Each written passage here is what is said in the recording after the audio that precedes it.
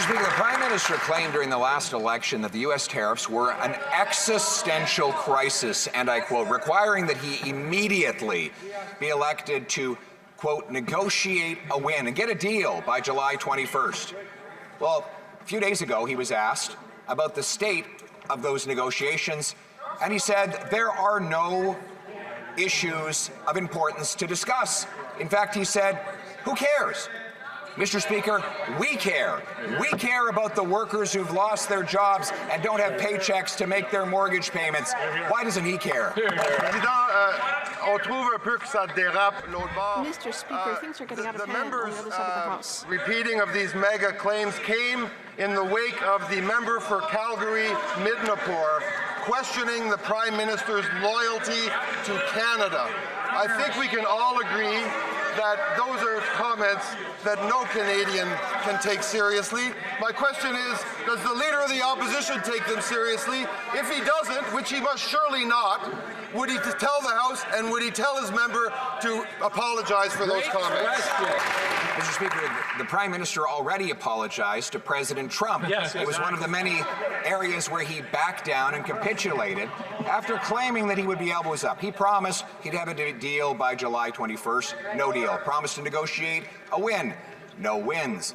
Mr. Speaker, he promised elbows up. Elbows are gone. And now, when he's asked about the state of the talks, he says, who cares? Why should he care?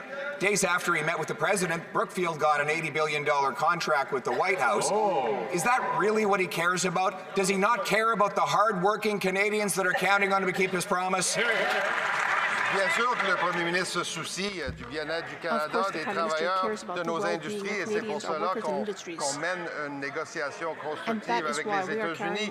Mais Monsieur le Premier ministre, Monsieur le Président, les Canadiens trouvent que ça dérape un peu de l'autre côté.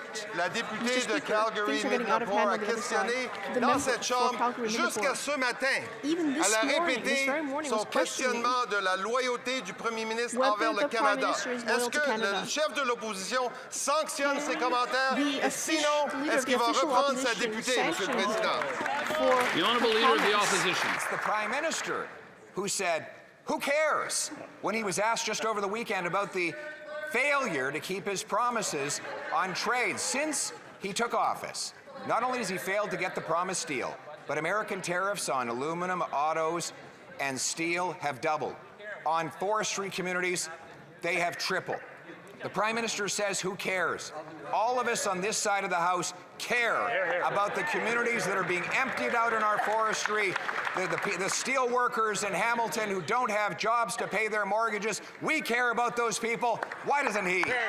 Mr. Speaker, just because the Leader of the Opposition keeps repeating the same line over and over again doesn't make it real.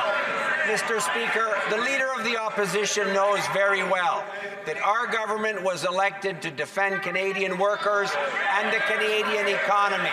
That's exactly what we did in a budget that was tabled in this House of Commons.